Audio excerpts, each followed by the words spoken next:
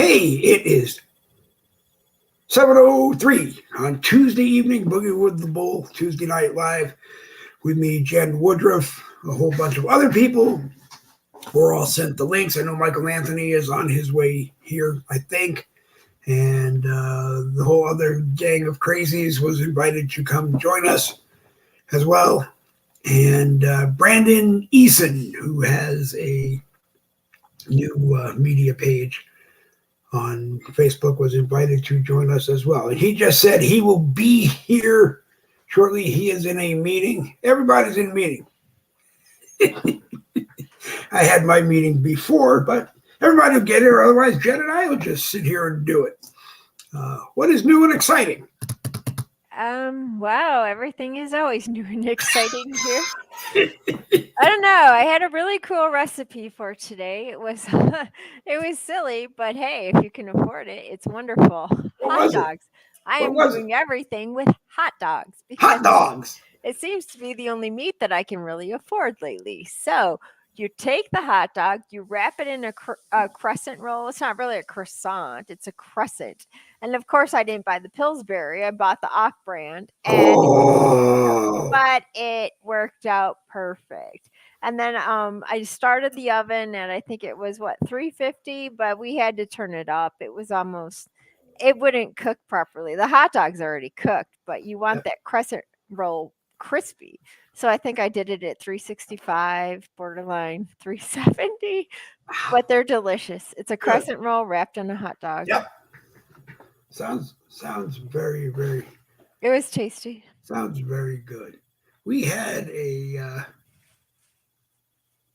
took tortellini, a ton of hamburger, tomato sauce, cream cheese. Oh, wow, that sounds some other cheese on top, and they baked it. And oh my God. Oh divine. My God. Donna, I'll make you something else because I know you don't like cooked cream cheese. And I said, when we got home, I said, no, I'm going to try it. This is okay. Yeah. It was actually okay. Right. Fancy. Yeah. I don't know what else to say. Come on, guys, join us. Somebody join us. We're live on the Dave Globin profile. We're live on the Boogie with the Bull True Patriot Talk group. Here on Facebook, we're live over on YouTube on the Boogie with the Bull YouTube channel. Michael Anthony is firing up, so he will be here shortly. And it is what it is. That's great. So how is DeSantis doing? I think he's a wonderful governor. I think he's doing a fantastic job in Florida. What do you think? I originally was thinking, well, if you listen to the Republicans who think a re-election of Trump will be 4 more years of Trump 1, Trump 45. So for a time, I was looking at DeSantis, but then I really came back and said, when Romney was governor of Massachusetts, he was running for president too. And he never spent enough time in Massachusetts really being governor because he was running around the other 49 states, shaking hands, kissing babies, and trying to get elected. Oh, and I was afraid if DeSantis did that, yeah, where's your governor? Could have a bad effect. Plus, also at the time they were talking about starting, I guess, to charge taxes to Disney for the area around the park that doesn't pay taxes to the state, and that they were talking about something like almost $300 million. That's a lot of money to a state. Wanted to see him do that. I mean, it's a great state to live in as far as I'm concerned, only because you don't pay an income tax. But, our gas tax is probably high. Our sales tax is probably high. Our internet tax is probably high. Hey. Okay, I don't know. Anyway, it's your turn. I wanted to ask you about that. After all this, it feels like it was all smoke, and that was it about the pedophilia and Disney being shut down and how it's so bad. And because of the writers on strike that's in California, what is Disney doing? They kind of have their own production team. Well, So they do. I mean, are yeah. they is the park still open? The park is still open. The park is still open. From what I understand, I think Jerry said attendance. Hold on, attendance is way down. Right. Is what I'm hearing, but it's still open. Are they making money? Probably not. Do they deserve to make money? Probably not. Guilty of all the stuff revolving around the P word? Probably. Right. But that's the biggest problem with that, I think, is that's part of Hollywood. And Disney, they were part of Hollywood. I mean, they were, not far away from Hollywood in California, except for where they were making movies and stuff. And, Right. Disneyland's in California, Disney World's in Disneyland is in California, in Right. Anaheim. Yep, about 30 minutes, I think. Maybe a hair less than an hour from where we lived growing up in that area. And we were there all the time. Anytime family came to visit, we had to go to Disneyland. And I think my brother and I used to beg our parents, please don't make us go on Small World. Of course we have to show Cousin and this Small World. Oh my gosh, that's so funny. You're like, I don't know, 8 or 9, younger. Right. I was 10. It was like fourth and fifth grade. So older, I guess, 10, maybe 11. That's perfect. And yeah. Unfortunately, you get that song in your head, and you can't get it out forever. Right. And the only way for me to get it out was to start making up my own words versions. And now even every time someone will say it, or even the word "small," it's a small world. You're like, shut up. It starts going. It's a world of laughter, a world of AK-47 fears. It's a world of hope, and a world where you can't get Budweiser beer anymore. Wow, that is so sad. That was another thing. I can't believe they killed that. Can you? Bud Light, the whole Anheimer, everything. But the Clydesdales, it was a beautiful thing. But it doesn't make sense to me because we talk about the evil empires of BlackRock, Vanguard, BlackRock, State Street, 400,000 shares of Bud Light. It's only worth a measly $12 million. Maybe it's coming back. But I can't see them sitting in on meetings when Anheuser-Busch InBev would talk to their investors going, this is what we're going to do. Right. And it's not like BlackRock had someone who they could sell those 400,000 shares to, because nobody probably wanted to buy them. Right. But I don't know. Do you think it's ever going to come back? It's got maybe under a different name. Let me try something which doesn't always work. Because Jerry is in the live chat on my profile. So let me try this and see if it works. TZMFCJ.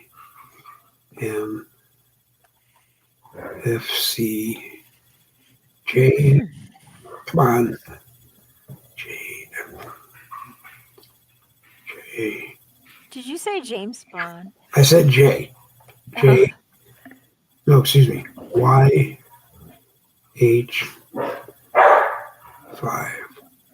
Oh, whoops, wait a minute. In order for this to work, you have to put one of these, and put one of those right there. Okay, that is the Jerry. That is the link. That is the link. I had sent everything, sent invites to everybody in a group chat, but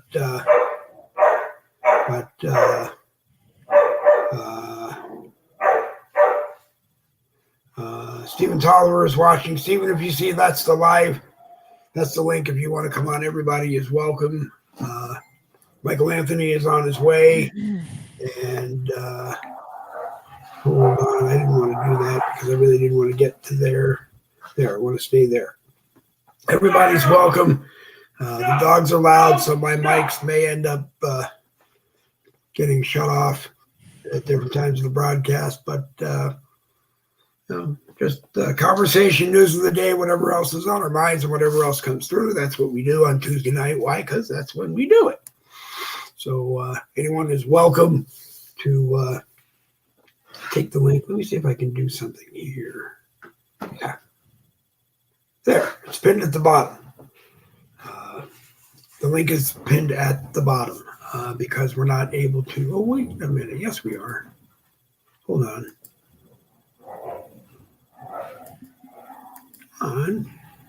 I can do this. I really can. There we can. There we go. There it is. Okay. That is the link. And you can see it everywhere.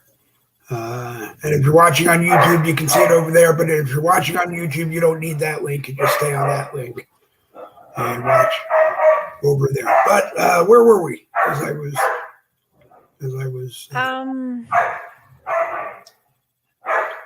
We were talking about Vanguard, State Vanguard, Street, BlackRock, and BlackRock. So I don't see, because they don't buy. They buy what may be small amounts considering the size of, it's like $13 trillion they have in investment. And Anheuser-Busch is what? No. I think the total of what they have is something like $13 trillion. So I mean, it's a huge amount of money that BlackRock has invested, and they work with, like you mentioned, they work with Vanguard and they work with State Street Bank, who is huge. Yeah, now this is what I don't like about those three. It's almost, they're making a monopoly. It's almost ancestral. They deposit and withdraw within each other. So the three of them are just getting stronger and bigger. And this is the fear that everyone has. And I don't know where this came from. But they want us to be, like all globalists, they want the United States of America to be a nation of renters. And so when they create, which we think they're going to plan on doing, is creating another housing crisis, which they can do just fine because they have the feds raise the rates, which are, 7? How high are they right now? I think to get a new house, it's like 7%. Well, what they're going to do right before the elections, they're going to dip them. They're going to be like, oh, no, let's dip it before the elections to get more votes for the Dems, for the Democrats, which I cannot imagine that they're going to run Biden again, but they'll find somebody, maybe Newsom, and they were saying that Michelle might step in. Can you imagine that? I can't see anybody who's a Democrat, and I'm going to even say it this way, voting for Michael, unless there is just some facts about Michael being politically involved that we don't know about. I don't know. I mean, was he royalty somewhere? Is he royalty somewhere? I thought he was a basketball player. He had to, he or she, they, for anybody who cares, had to,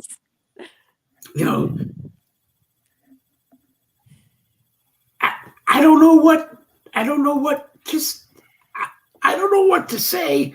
Well, because I don't know enough about, I really don't know enough about Michael Obama or Michelle Obama.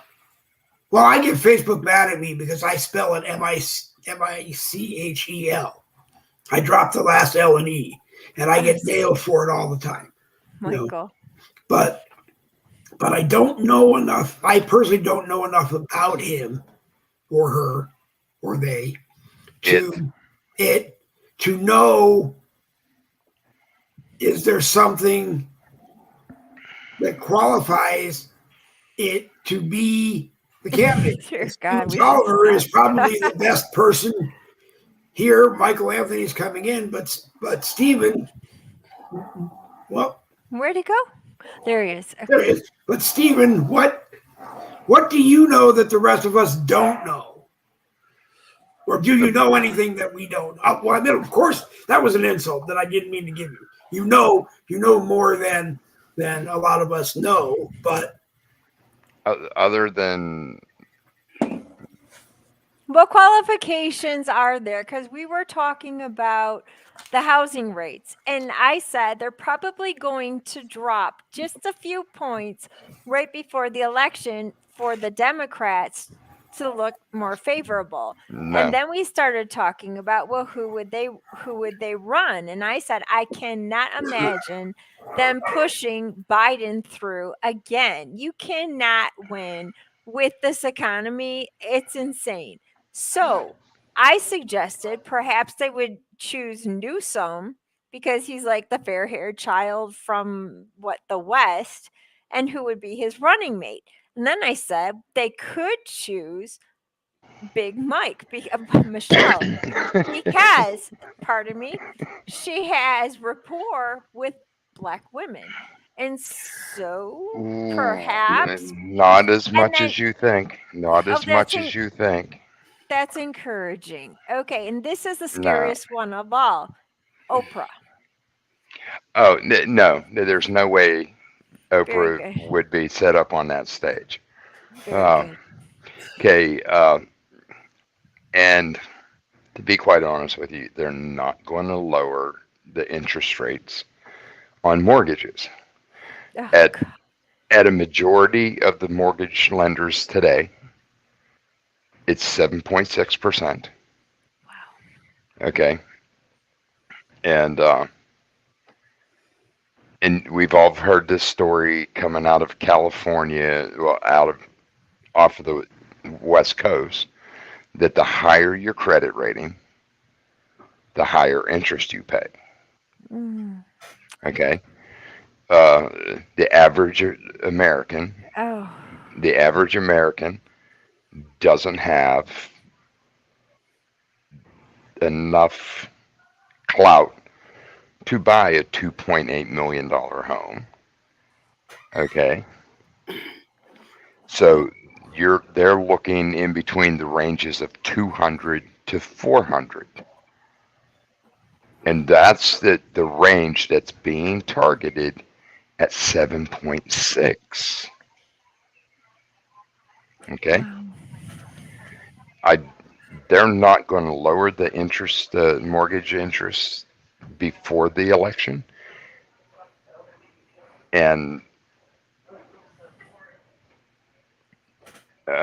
sorry, my wife was talking in the background. Are they going to create another housing crisis? This We is already have one. stupid. Yeah, no kidding. But it backfired. But it backfired on them. It actually got more stable right now. There's a more Awesome. lucrative outlook because people were able to sell their homes for more, and they did, and they moved. That was the big thing. Run from your state, run from the blue states. And a lot of people did. Right. And the market went up. The real estate agents went, they're bonkers. I'm not going to disagree with you, but I will disagree with you. I do think they might chip Okay. a little something away at the Fed, but it won't make any No, hold it. At the Fed, I'm not saying at the Fed. I'm not saying at the Fed rate. I'm talking about the mortgage rate. Well, The Fed rate and the mortgage rate are two separate interest rates. Okay. Go ahead. Okay. So, but here's the thing. This is not a buyer's market right now, unless you have millions of dollars. Okay. I don't know anybody like that. Okay. But the target range of the average American people looking to buy homes right now, they're looking at the price range between 200 and 400. I get that. Okay. I agree with you. And because they're targeting that price range, they're going to keep the interest rate at 7.6. Now, the Federal Reserve rate, they might bring down the Fed rate a point, like 0.25 before the election. But interest rates for mortgages and new cars and stuff like that, they're going to keep them high. And right now, what's going on? You know who's going to benefit from the strike from the auto workers? Used car lots. Yeah. Oh, yeah.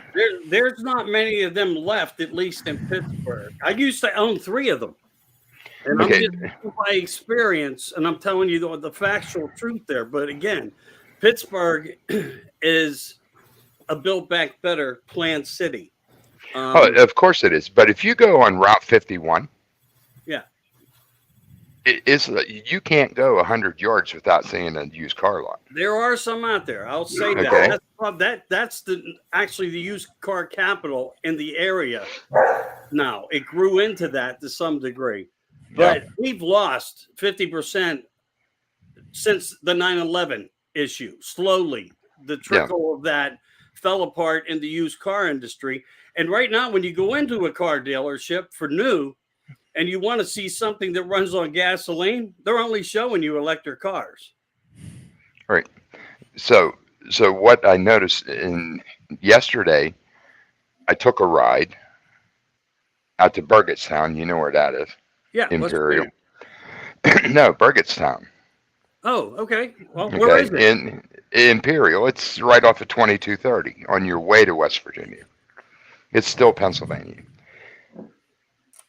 Really? In Robinson Township, Robinson Center, and all that area. In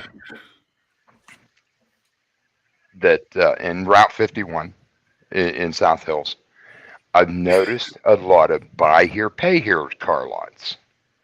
Now, those were popular because they were the pyramid scheme of the auto dealerships, used auto cars, back in the 80s. They got rich, they shut down. They'd open up at another place, and before the AG got a hold of them, they get rich and shut down. And the interest rate, who the heck in their right mind? I don't care if you got a 650 or a 240 credit rating. Who in their right mind is going to pay 23.5% interest on a buy here, pay here car? Wow. Yeah. Okay. I get where you're coming from. I don't know that the numbers were that astronomical, and I can't agree with you on the fact that people hit and ran the public, because they never got all their money if they hit and ran the public, because money was owed out. So they were still planning on collecting that money, at some point. That's the purpose behind a banking license. Right. And in order to make any change, or a corporation change hands of a banking license, it would have to go through a lot of state approval, under the lawmakers, possibly even to be allowed to do that, because the only thing you're allowed to do is have a location, but you can have a second location as long as it's within a second distance under the same license. Like mine was 153 MMAI, and I remember it off the top of my head. And I had 3 locations, but one had to have an independent license, so I licensed it under motorcycles and cars. I went a different way. I wanted, Harleys and different types of cars. So that's how I had to do it. But, and I'm not saying what you say don't make sense. It does. But how, if you think about this, say you put out 30 cars a month, okay, or 60, it doesn't matter. And you close down. How are you ahead if you close down? Because you're not allowed to receive the payments under closure of a corporation. What I'm saying is, and you were in the used car business. I know a lot of people in the used car Both business. sides, new and Okay, so they go to the auction. used, They right? pick up a car for like 2,500. This is back in the 80s, and I got to be really good friends with the guy that had to buy one of the buy here, pay here. He'd sell the car, and he would keep an empty lot, one or two cars, and he would be getting his money. He'd make his money back plus whatever mechanical money he had to put in it to make it roadworthy.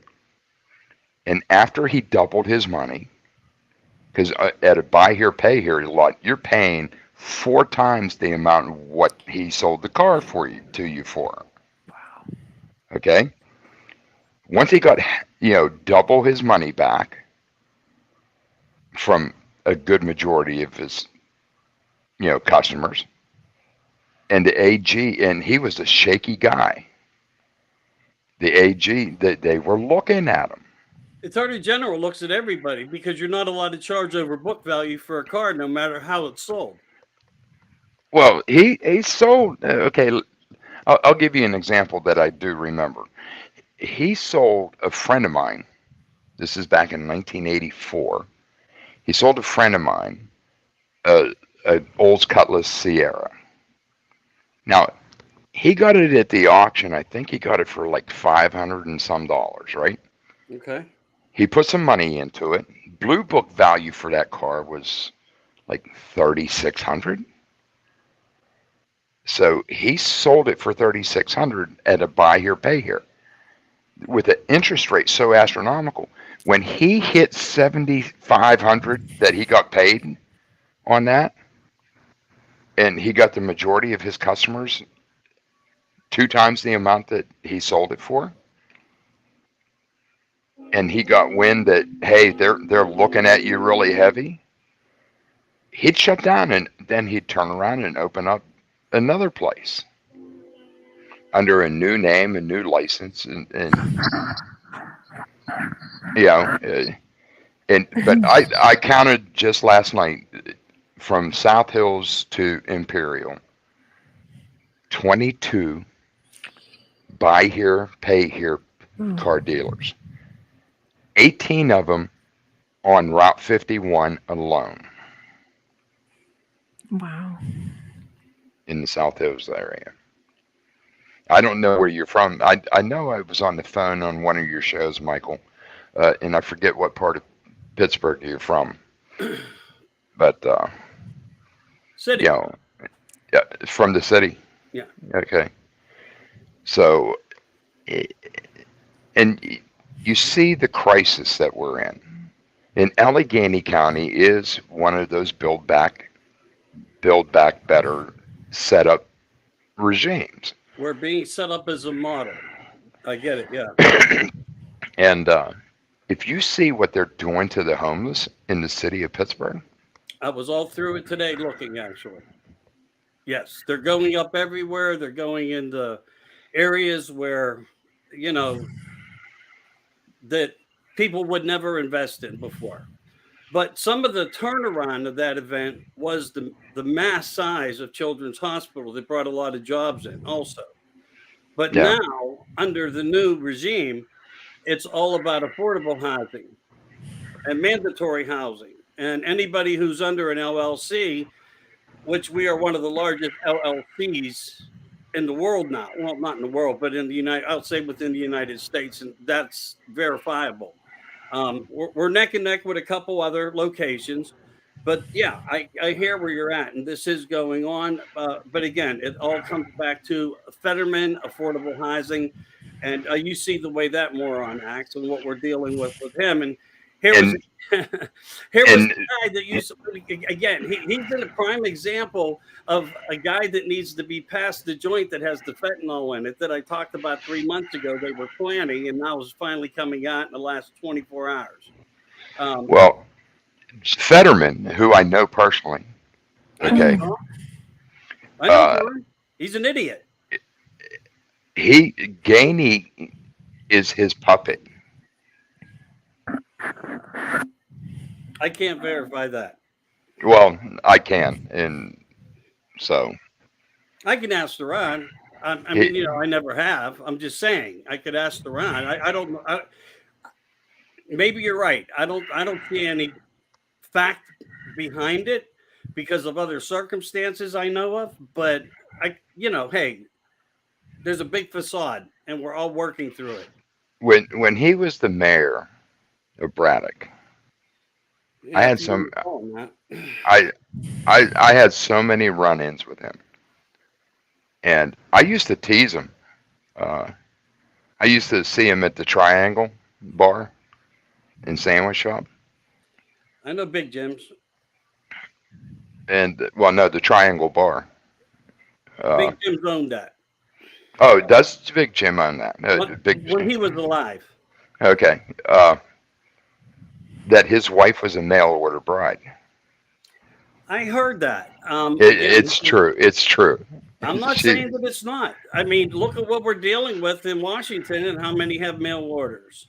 I don't know if any of you heard about Mitch today. He's married into the Chow family, the little Oriental lady, busted with 90 pounds of cocaine on their boat today in the last 48 hours. So we have smuggling. That was part of one of my things I put up today. We have smugglers in Washington, but we've always had that in Washington, and then within the military. When it comes to guns and drugs and all these things, the examples of the movies are out there. You know the story. It's factual. well, I lived through the drug running in Vietnam, and that was CIA that ran that. They used the military to guard it. Yeah, we were transporting it. And we were transporting it. well, I was there, Mike. No, I hear you. I watched company planes, not C-130s and not C-5s transporting. I watched company planes, CIA owned planes transporting it. That's why it was called Air America. Air America was associated with the CIA. And trust me, I was against it then. I'm still against it now. But Washington, D.C. has become the biggest crime family, the biggest mafia, La Cosa Nostra, in the world. Well, it has become or has been. That's well, at one time, up until around 1948, the La Costa Nostra of Sicily was the biggest. The Black Hand was the biggest criminal outfit, and all the government did is they took over their playbook and started, and that's why they went after the mafia like they did, because they didn't want to have any competition. Well, they had competition all around them with the mafia. I mean, whether it was in construction or drugs, houses of prostitution, illegal alcohol, it was all ran by the mafia. The government had to make deals with them. Part of how they made deals to keep everybody happy was through contracts. And of course, you probably talked about this at some point in time. You seem like you have the knowledge to know. That's why, certain narratives fit under the Hoffa narrative of how that worked. Yeah. And who did what, who got what, and then who got paid off. And nobody better than Washington knows how to put force on a piece of paper to get what they want. And that's kind of how it always went. So they made deals with them. And this is not a set of people that are now missing in the world. They are still here working within this, just in a different on a different narrative of a different plane. Yeah.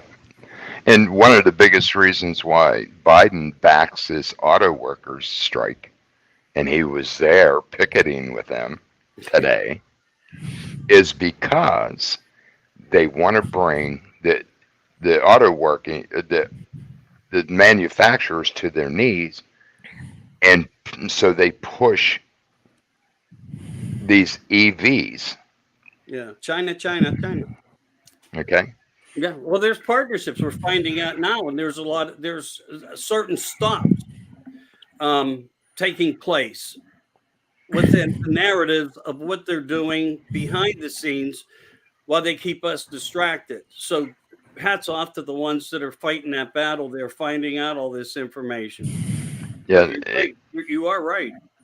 And that's why I encourage people, if you got the time to do research, and if you don't know how to fill out a FOIA request, get with somebody who does.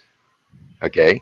And you can find out all this information. It's like my team of people, we filed so many FOIAs to find out, because when we hear what they're trying to do on the House floor with passing bills and whatnot, what we do is we watch the stock market, we watch the bank transactions, and we see which one of them or how many of them are financially gaining from this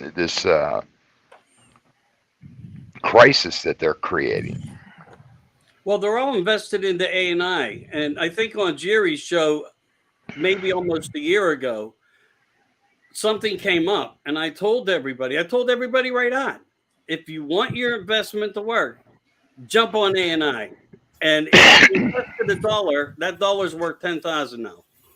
If you didn't do it and you didn't hear me say it, go back and listen to one of his shows. I told everybody, jump into that. Because look, everybody deserves a fair share if their money can earn money. It doesn't mean everybody will. And everybody sees this technology getting put into place, and it has a non-stop sign at the end of every street. Keep going, keep coming, keep going.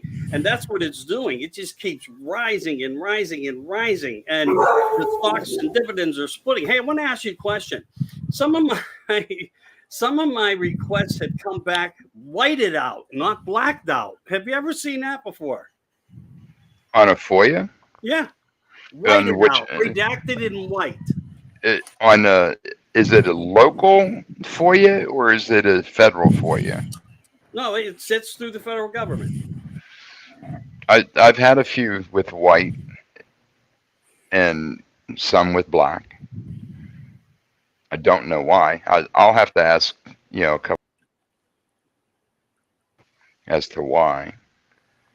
Yeah, I'm really curious because I'm starting to receive things in white but again, whatever that means, I don't know. But everyone keep your eyes open for that. If you're hearing anything about it, it is factual. They figured out a way in their redactions now to send it out whited out, not blacked out.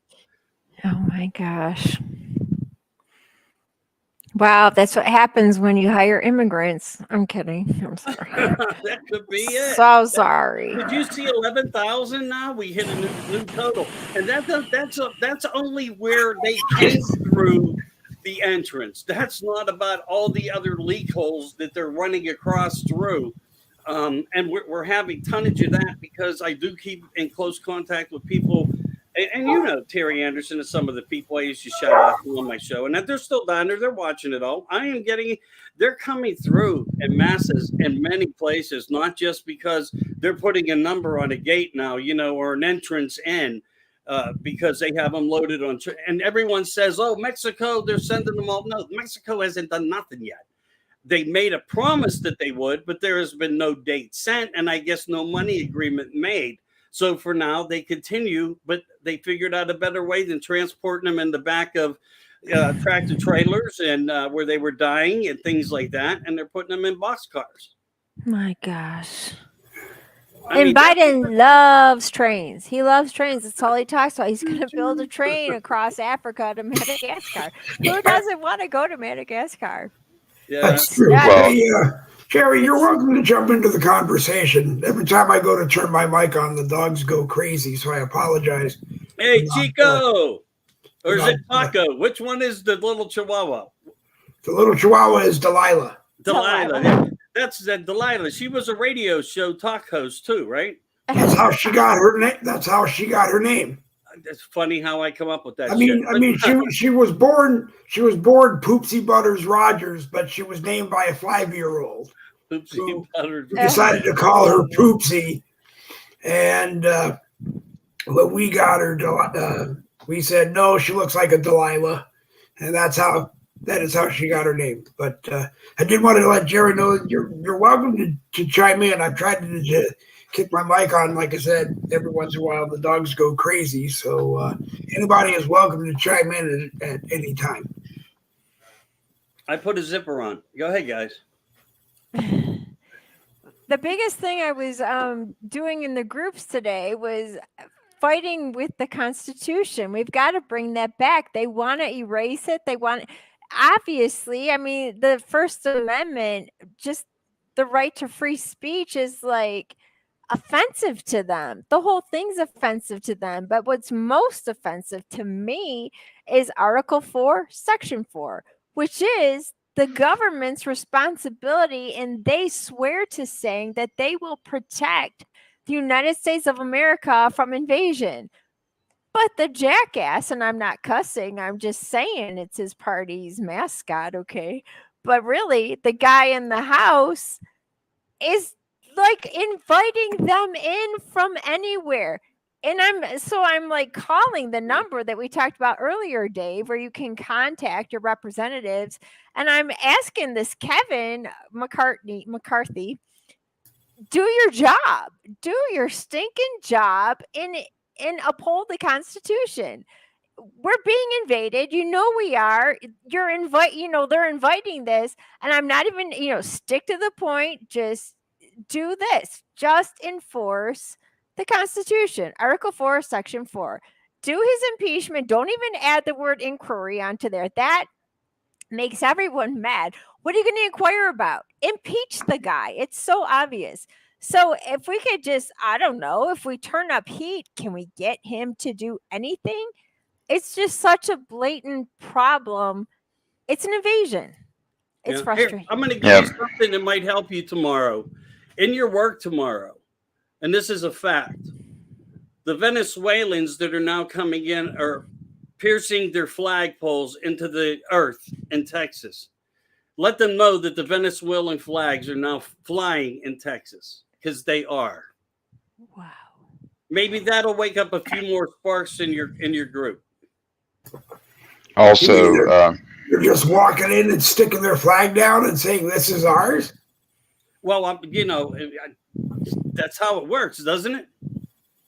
Well, I understand that's how it works, but Abbott and company just seems to be okay with that, Jerry. Abbott's not okay with it. Okay. No. Okay. And that's why he's constantly. But I know he ordered his National Guard out, didn't he? Or did he get told he couldn't do that?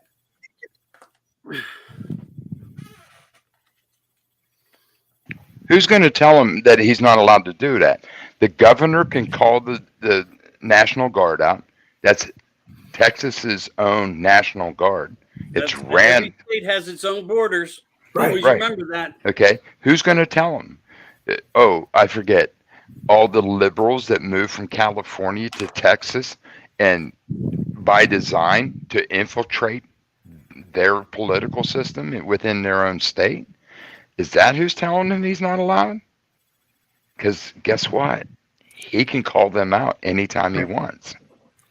Wow. I think Ben's concern is what the hell is he waiting for? As we all have been in some manners, especially when other governors or other states are now having issues within the issues.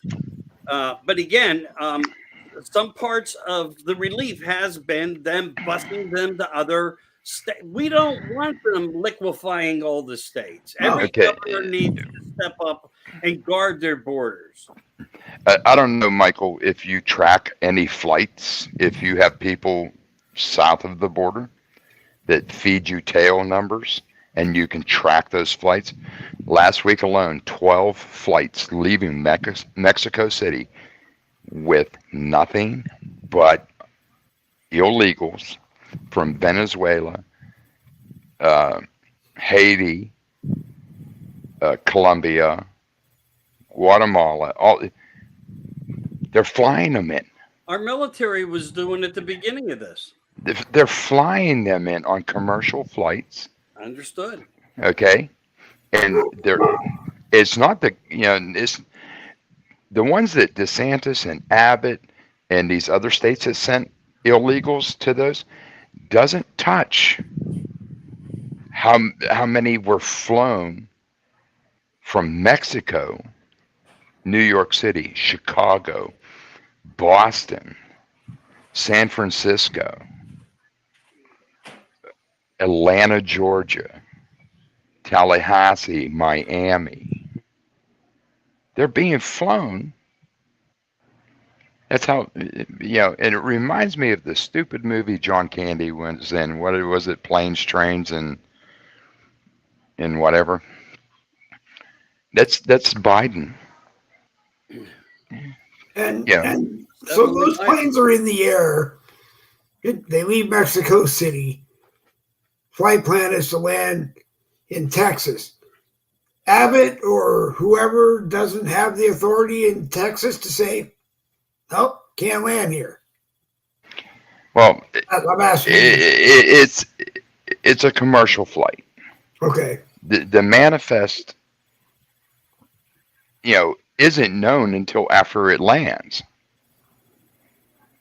Okay. That's the destination point, the manifest of that plane. The only way, they'll call and say, "Hey, what's this plane? What's the manifest on it?" And they have all these names, and they'll have like fake passport numbers and whatnot. So it's hard to tell. Okay. Those people on that plane, whether they're coming for vacation, if they're coming for business or whatever, but they're just flying them in.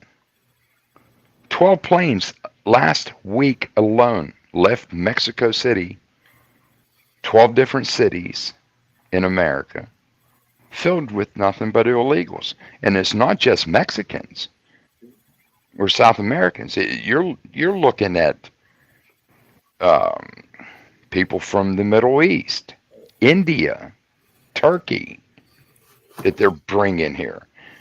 And if you remember, Obama signed that or made that executive order saying, "Oh, a pathway to citizenship is join our military," right?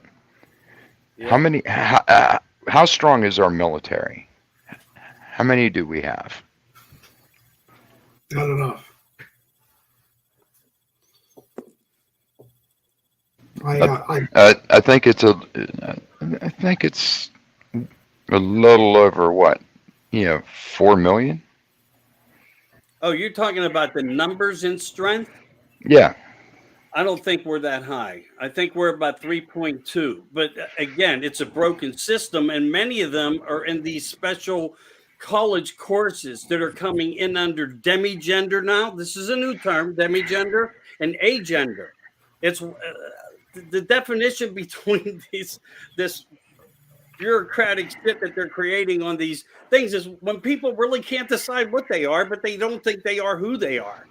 Mm-hmm. And that's a fact of it. And as far as radio towers have confirmations and flight patterns, but they don't know what's coming in. They just know there's going to be a landing. There's communication that way. They have no idea of contact. Right. The manifest isn't known until exactly. well after they disembark the plane. Right. And they're out at the sky cap. And more than likely, they have people meeting on the tarmacs and busing them off immediately somehow. And these are the same types of things. And not only that, landing in our military bases. That was going on when we first started to stand up to the border crossers and the illegals that were coming in, as they call the dreamers. You know, and I would say this: we have caused enough devastation around the world to get this trigger to take place in that ill effect. We did things, things occurred. People needed homes, and their own government said, "We can't help you. Go to the United States." And they gave him a path. They gave him a part of. They enlightened them to the knowledge of the plan to come here. That they would be rescued, and they are. They're being rescued. You know, our Social Security. Yeah. They want to crush it by 2028. They want it crushed by that point. People, it saddens me, and it really should sadden America when people work their whole life, and you know, you have to fight to get Social Security unless you hit that age. But if you get hurt or it's another part of a dilemma of any sort, you have to fight to get it. And here they're just handing it to other people with $2,200 a month, and you have people that work their whole lives that are only getting $1,400, $1,600, $1,800. And some are only getting a very limited amount, depending upon they have a social anxiety disorder, you know, or whatever they've been diagnosed with, and they're lucky to get 800. I wish I was getting 2,200 a month.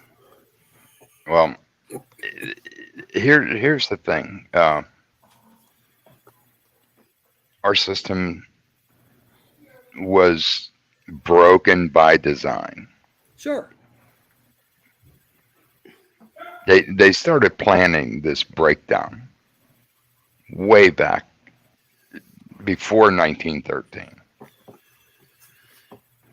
Okay. And I know you've read Saul Alinsky's material on how to create a socialist state or a communist state. Yeah. And they want to control the food. They want to control the supply line. They want to control your education. They want to control your health care. You control all that. You control the people. But here's the thing, and this came up in discussion today. How many, in number wise, strength wise, do we have in the military? Should we all band together, put our egos aside, put our personalities, and actually follow a chain of command and set up and organize to fight back? There's more of us than there is that's in the military. Right. Okay? And why do you think Maxine Waters, Nancy Pelosi, all these, you know, even, what's her name? Who's the one that's in the Senate, Feinstein? Feinstein. Okay, that's why they have been trying to label every combat veteran a mental case to take away our Second Amendment right. Wow. Because they know there's, out of the 360 million people in the United States, you have what, 196 million adult people of that are of fighting age. Okay. Wow. Go put 4 million up against 196 million. Who do you think's going to win? Technology. Because technology. One man Okay. behind technology. Okay, and you got veterans who know how. You know, if you storm a base and you successfully take it over, you got veterans who know how to fly helicopters, how to run the tanks, how to fly the jet fighters. Okay. This came up in a very viable discussion this afternoon. And it wasn't even me saying this. Okay. So, remember, Jerry, I told you there was a planning stage going on from my last meeting. I'm getting little tidbits of it now. I am I'm just disgusted with it all. I have the perfect way to stop illegal immigration. Nobody wants to listen to me. Take a week and shoot them. Shoot fuck at them. Shoot every goddamn one of them, men, women, and children. I don't care about their sad tales of woe or nothing else. And then go up to Washington, take over the government, and immediately the first thing you do is stop the benefits. There'll be so many people heading south you wouldn't even believe it. Then start, I don't know, going into the mosques to find out what the hell they're doing and deporting the shit out of all of them. And don't even give them a parachute, just fly them over there and drop them out. We are at a point now where either it's going to be something violent because they have got such a hold on everything. And I'm disgusted with all of it. I keep hearing about plans, and plans are great. Why the hell am I going to see one of them come to fruition? That's my question. Because this keeps getting worse and worse. And as I've been told by more than one person, it's going to get worse. And I can't imagine it being a lot worse than now. But then I look at the TV and every day somebody says something incredibly more stupid than yesterday. I mean, I might not be the brightest guy in the world, but I see what the hell's going on. And I see that the government is its own little cocoon that nobody's ever in trouble. Except Bob Menendez, because he's just a low life anyway. The Justice Department is not all. It has nothing to do with justice. They should change the name to the Democratic Party. Okay, and regardless of who the president is, who's in charge of the Justice Department makes no difference. The Injustice and everybody out here is just pinning all their hopes and dreams on Trump. Trump is one guy. If he gets into office, I'll be shocked. If he becomes president again, I will be fucking shocked. Because after all the crap they're putting him through now, there's only one thing left after all this to get rid of him. And why they haven't tried it already is beyond me. Yep. I think you're right. It is up to us, the American people, to come up with some kind of damn plan. And as Steven said, lose the freaking egos. You know what? I've been doing this 10 years. And I am qualified I'm not even qualified to run a squad anymore. You want to know why? Because I've been out of the military since 1987. I'm thinking there may have been 3 or 4 things new put in there. I don't know. What do you think? Okay. I got out, went back in. They told me I was a saw gunner. I said, that's cool. What the hell is a saw gun? I didn't even know what that was.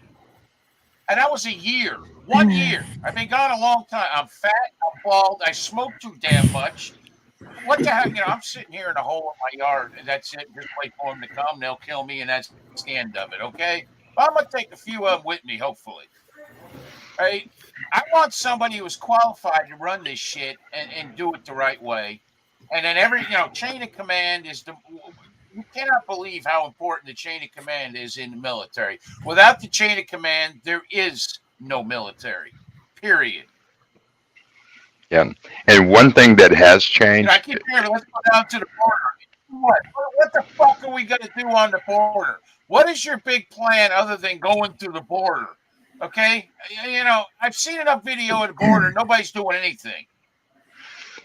One thing that 10,000 people on the freaking border, and that is minuscule compared to the ones just waltzing over and with their hand out for the $2,200 freaking dollars and God knows what else. They're free hospitals. They're free schooling. They're free everything. Yeah, and now we're letting them in the military, which I'm sorry is not near as strong as the politicians want you to believe.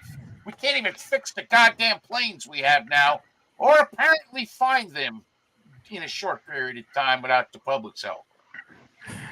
Well, disgusting. The one thing that has changed on our end of it from the people that we train with,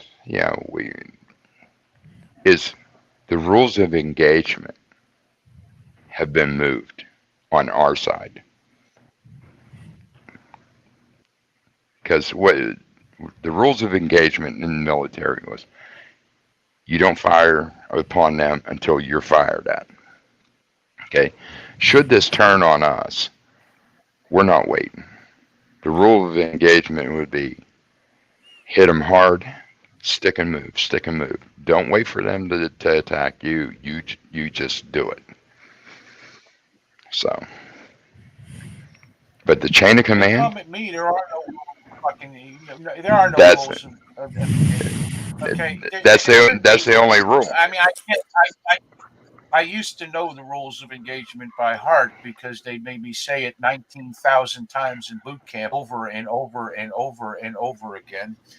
However, I don't really remember them other than the fact that if somebody looks like they're going to shoot me, I'm going to shoot them first. There's your rule of engagement. There's one rule of engagement in combat. You see them, you shoot them. Period. And then you gather up all your stuff and you go to hell home until the next time. You don't leave $20 zillion worth of crap in the field for them to use on their next time that they come after you. You go there, that's the foreign policy. You go there, you kill them again, and then you kill the fuck out of them for a third time just to make sure, then you come to hell home with all your stuff. Simple. But we can't do that. You know, I would not survive in today's military. I wouldn't. But I can tell you this. Before they take my property from me, they're going to kill me. Before they take my guns from me, they're going to kill me.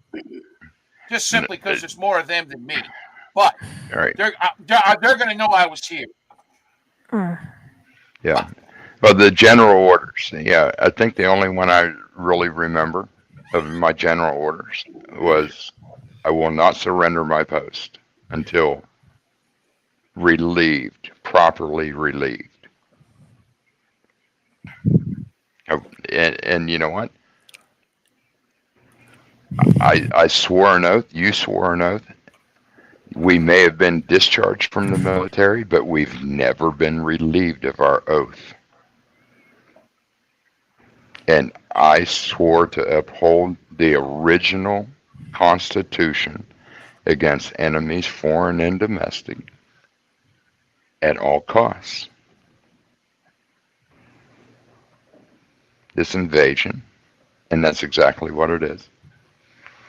They're not telling you about the planes that are going to Canada and then flying from Canada to here with illegals. They're not telling you about that. Wait a minute, Stephen. You're saying we're getting it at both ends? Mexico is flying them in. Canada is flying them in. They're probably coming in on boats too. Are you kidding me? And they're coming in all around this country. Yes, they are. They are coming in from every port, every airport, every goddamn place they can cross over in a freaking inner tube with 300 people attached to it. They're coming in. Okay, from everywhere. And you know what else? I gotta tell you something. I get so tired of hearing people out here talking about war and this and that weren't even never in the military. I wasn't in combat, but I was in the military, and I understand it. You got no choice. You learn to understand it, or you get a dishonorable discharge or something. But you know something? In order to be qualified to do anything militarily, you have at least got to have been in the military, because having relatives in the military is not the same damn thing. Not even close. No. Okay? And you can argue that fact all day long, but when you got 5,000 men under you and they're getting their ass kicked and they're looking at you, okay? They're looking at you. And if you don't know what you're doing, which most people don't, including myself, okay? You know, if there's a war, all I want to do is be a lance corporal. That's it. I don't want to be a corporal. I don't want to be a lieutenant. I don't want to be a freaking captain or a general. Just make me a lance corporal. I'll run around, shoot a bunch of motherfuckers until, hopefully they'll all be dead within 30 seconds or I'll have a massive coronary. But nevertheless, I'll do that. It's about time we started telling certain people on the internet, nobody here, but, shut up. You don't know what you're talking about. Oh, he was a sergeant in the Army. Oh, big friggin' deal. So he can run what? A squad, maybe a platoon, depending how long he, if you were in Desert Storm, things change. You ain't qualified for shit. And chances are you're a fat son of a bitch like me, who ain't gonna do a lot of running, ain't gonna do a lot of humping, ain't gonna do whole lot of crap. Okay? I'm gonna sit in my little fighting hole and wait for him. And if I gotta spend 2 hours, 4 hours digging a fighting hole, I guarantee you I'm gonna take some with me because I'm gonna be pissed off. And if you have to dig a foxhole in Florida, you're hitting water after how many feet? Well, here I'd be able to do it. Down in South Florida, you're gonna hit it. Depending on where you are, you could hit it at a foot. But Yeah. But I've dug the thing actually a is, 4-foot hole here. It never hit water. but the thing is, I'm like you, Jerry. I was a staff sergeant when I served, and I was Green Beret, so I had my own special team. That's all I want to do. I don't want to be a lieutenant. I don't want to be. All I want is to hear on my radio, this is where you need to go. This is what you need to do, and just go there and do it. And listen, Stephen, nothing personal. You're how old? 73. Yeah, we are capable of some shit, but ain't neither one of us walking 30 miles in a fucking day through the woods. Okay. Come up here during deer season. You ain't walk 30 miles. You ain't walk 30 miles through the fucking, well, in your case, the jungle in a long fucking time. Okay, if ever. All right. There's certain. People say there's always veterans, but most of us are. I'm sorry, we're old. Well, I'm not saying I still have the same capabilities I did, 50 years ago. But I still have some good capabilities. I can hump through the forest. I can go. If I got to get it done, I can get it done. By luck, I get some idiot lieutenant who got us lost on a main highway. That was usually my experience. God forbid it be Dave. Yeah. Interesting conversations, but gentlemen, we are up against very sophisticated technologies that have not been used in war times yet. Look, will they do things? Have they done things? Have they tested things? Yes, they've done all of the above. My biggest fear is the retaliation of sophistication. Even Musk has come out and tried to warn people of his fear in technology because he knows it. He's part of the creation of it. He knows that we don't stand a chance against it, and we truly don't. I get where your hearts are, but let's be mindful here. We need good thought, and we need our military on our side somehow. To have a divide between us as we the people against our military, our own loved ones, they would want nothing more than us to create a treasonable act against our own country. Right? So they could, in fact, shut the, Pennsylvania down, Ohio down, California down, whatever, and put us into a lockdown situation.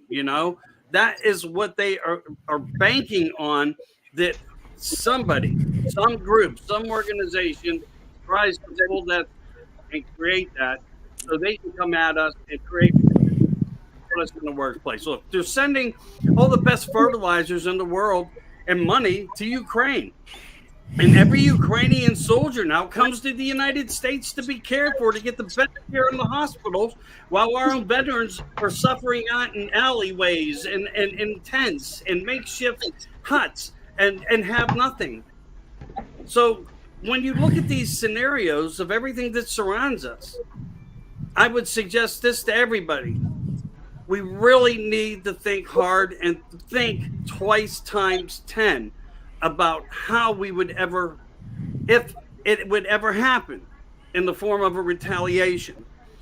I suggest people go and make their congressmen and senators right now work as hard as they possibly can, as I suggested even to Jen about let people know what we're seeing in Texas, seeing flags being posted, Venezuelan flags being posted.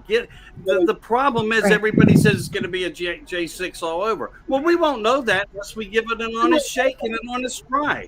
If we walk up here with giant signs that say, we're here in peace, work for us.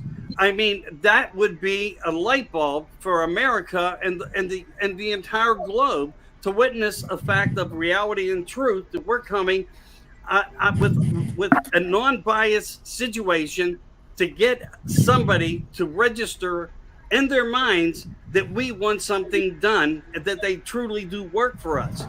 And again, we have that happening, but we don't have enough of the right people working with us. That's why we are in this situation. There's selection of election and plants of all these different organizations throughout the United States have given them control. And even though they may only have 10 or 15,000 people doing it, it's enough. So maybe the only way to truly acknowledge this is for us to have a major shutdown. Kill the buck, kill the money, stop funding them. Because what we fund by going out and having a job, which I understand we need to have it, but I also know if Trump were to get back in office, if an election does in fact happen, it may be a 90-day dilemma there. There may be a 90-day dilemma there. I said it twice. I hope that rings a bell to some. But we won't know unless we try other measures first. If we get somebody that the light bulb goes off the wrong way, they're going to create controversial issues in this country. Well, they will shut us down. They will have the Fed do other things. They will wait until it comes to an appropriate time. Our Congress won't know what to do. Our Senate will be out of toilet paper because they used it all up and worry. And those are the types of things that will occur. You know, there's no good way around any of what they have done.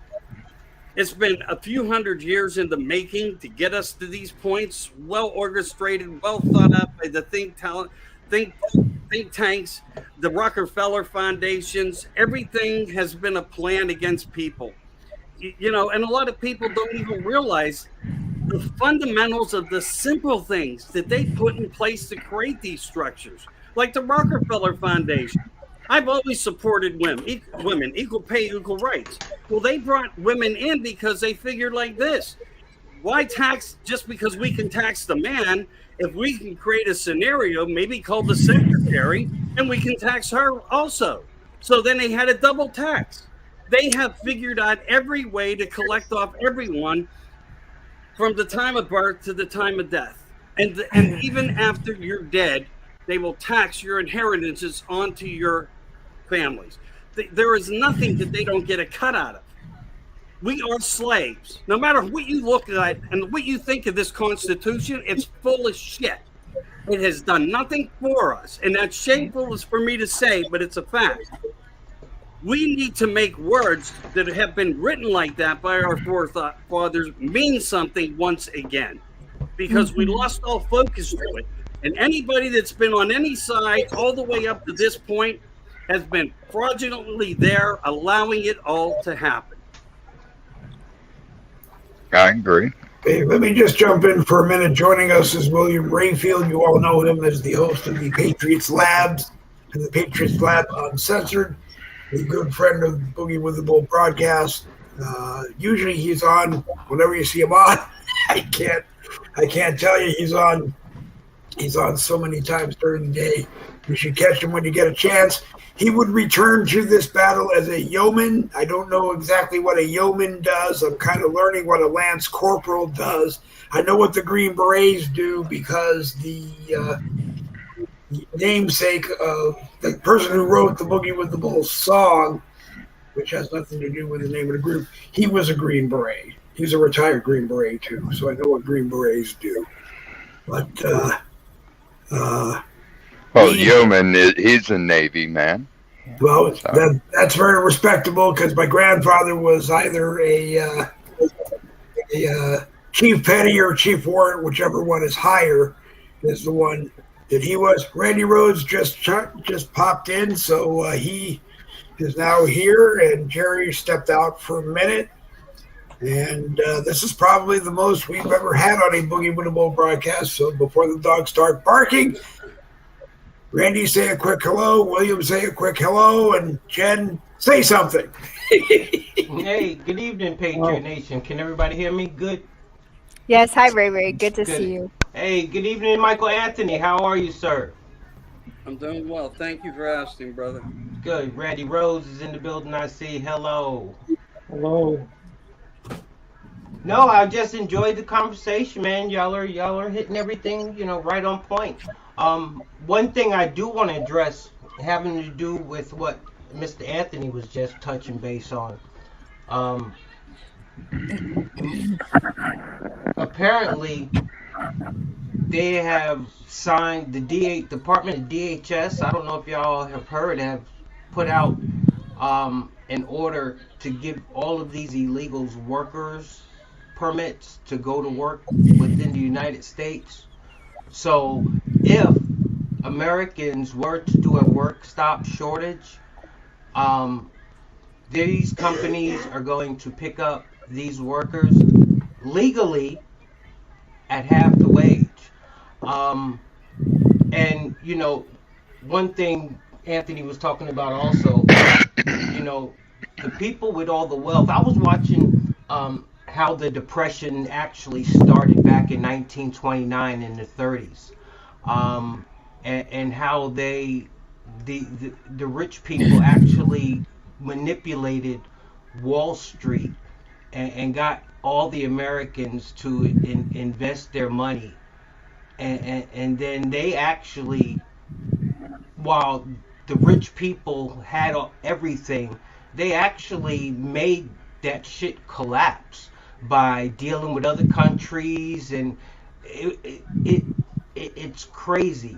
And then they created the welfare system. Roosevelt was running for president, and he came up with this brilliant idea about bringing America back, and bringing jobs back, and helping people and putting them on government assistance and things of that nature.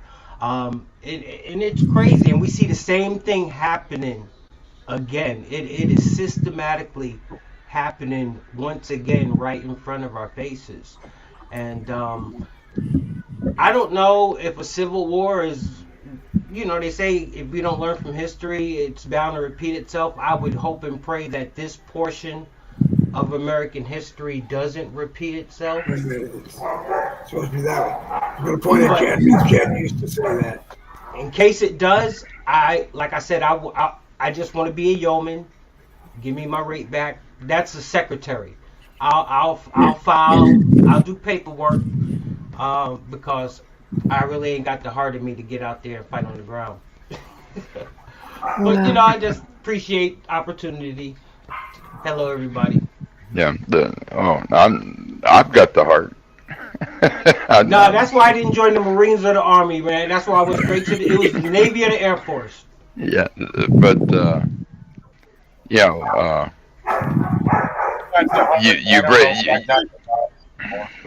I got the heart. I just don't know my body. A lot of times my heart says, "Let's go do this," and then my body, when I start doing it, it says, "Yeah, no." Well, you know where you would fit in perfect in a situation like that, in the armory. There's your contribution there. Be an armory guy. First of all, I cannot be hated by that many people. Put me on the People hate me now. But I've been in the Marine Corps, and I know who one of the most hated people in the Marine Corps is the armorer, because if you miss 1 centimeter on the weapon, he will find it, and then you will be cleaning it all over again. and I just don't want to get shot by my own troops. So I won't be armed. They're going to send me and But- Randy Rhodes down to the border to do the play-by-play as they come across. But this Hey, this young I got a serious question to ask everybody. Y'all really don't think America has learned its lesson? I mean, me personally, I sit back today and I think America as a whole has really learned a valuable lesson. There's Don't still too trust a many Democrat? silent. Huh? There's still Don't too trust many a Democrat? There were two people speaking. What was that? I said, don't trust a Democrat. I don't trust a Democrat. I wouldn't say that. I mean, I'm blessed and fortunate enough to have reunited with people who are still Democrats, me used to being one, that have just said, you know what? I don't even understand why we even went through what we went through, bruh. I'm like, you know what? Let's not even harsh on it. We are where we are. That's all that matters. We are where we are. So I really believe America has had a real wake-up call, and all these crooked-ass politicians, man, it don't take a rocket scientist no more to figure out. The people are tired of being led astray, I believe. Well, They're just done because they see what can really happen. well, the Great New Deal, Roosevelt's Great New Deal. You brought that up. A lot of people don't know that the welfare system was designed to help people through the Depression, and it had an end date on it. But because Democrats, they put a back door to it, and which continued it on. It was only supposed to last for 8 years, and then welfare was done. Kind of like taxation that never ended. Yeah. Okay. Nice And thing the about rest of your taxes is bonds. it's going to end in 8 years, but in 8 years we'll create a new tax to keep it going. Well, see, Look, guys, if I I- could say something real quick to what You Ray never said. say anything quick, but go ahead. No, this will be quick. You know, I get where Ray's at, and I won't say teasing this. you. You know, even today it came out within good sources that if Trump was to run, he would win today. We know that we are ahead. We know that there is major points of separation between everybody and where Trump is in his own league. But, you know, I do a lot of shows. And thanks to you guys, I hit over 1,000 hours now. And I thank you all for that. I want to do that, and I'm going to personally put everybody's name out there who's ever been on with me. So, you know, I can acknowledge you guys because it's what you guys did in ways that, you know, kept me alive. And it's not even me about being alive, but what I have found out that there are still many people who are out there but choose not to be involved. And I can only lay that on to you. They rather be involved with cryptids and ghosts and paranormal. And I'm happy that I do that stuff and can land on topics with people and have other good shows and book authors and things like that come on. It fascinates me. It gives me a little bit of my own kind of a break. But the point I'm making is I run across so many, and it's an absorbent amount of people. And they don't have a clue. And when they find out that I do American Crisis, I had no clue. I said, well, you hate me for it? And in some cases, they do. They really do. People that I grew up all around me, they see that I've done it, but they want nothing to do with me or it. So I can only say I'm the most hated man in my own town, which is fine. Because I love all of you and I love all of them, and I don't really care what they think because I'm doing it to protect the children and everything else that I've ever put in place in front of me with an objective to help the world. And it's all children. You know? I mean, they're beautiful. They just are. But I want to just say again, there's still too many playing both sides of the fence, don't know how to get off either side, don't know what to do, and they're hanging themselves there. And waiting for what? The worst case scenario to occur or to help us? I don't know which one it is, but I can tell you it's plentiful. Hey, Mike, they're going to allow people like you and everybody else on this panel and others to fight the good fight. And they're putting all their eggs in the basket that America is strong enough to withstand the bullshit that it's going through. And for the first time in history,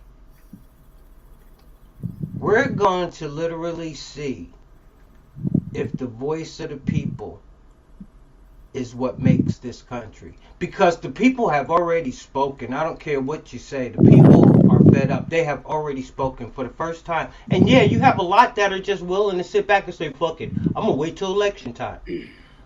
Well, so be it. So let them wait. They're not built to do what we do. Only thing we can keep doing is grinding like we grind until that day comes. But for the first time, we're going to be able to see what the American people, if they really run this country, or if the elites run it. And the only thing I can say is if by some miraculous circumstances it don't come out the way the American people want it to come out, then damn, that's another story we talking about. But I can't even fathom that. I can't even fathom that. I can't fathom that. To go against the American people as a whole, that's a totally different ball game we're talking about. But wouldn't you feel better, though? I'm sorry I cut you off, but I always do. Wouldn't you feel better, Ray, if you were an American who didn't know what to do? You got involved now, and if we got our butts kicked and we don't win this for America, at least you did what you needed to do. I'm gonna hold passing judgment. Go ahead. On the average American citizen, because like I just stated, everybody's not built like us. Nobody ever expected they would be having to stand up to fight for their rights in this country. A lot of people still don't know which direction to hit it. A lot of people scared as hell. January 6th scared a lot of people. Some people, they still shell shocked. Yep. But like I said, only thing we can keep doing is do what we do and cross that bridge when that day comes, and that's voting day. Because America has spoken. That's all I've been waiting for. I've been waiting for America as a whole to recognize y'all are being played. Wake the hell up. Okay, now that that's done, now you got people confused. You got blacks jumping in. You got Latinos jumping in. You got everything. Everything is working. You got Hunter Biden being indicted. I don't care. Everything is coming to situations I never thought they would. Well, I thought they would get there, but listening to people to say they would never get there, or it wouldn't mean nothing. The point is, we are where we are. Hunter's being indicted, Biden's being impeached, elections coming up. Trump's already up by 9 points over Biden. He's up over 57 points over his next opponent in a Republican. Let the chips fall where they may. You go against the will of the American people, we're talking about another story. Now we're talking about what other people talking about. I know what you're talking about. Hang on for just a second. Let's cut over to Jerry for a second because he has no more hair to pull out. So let me give him a chance to speak. Go ahead, Jerry. I'm sorry, that was rude.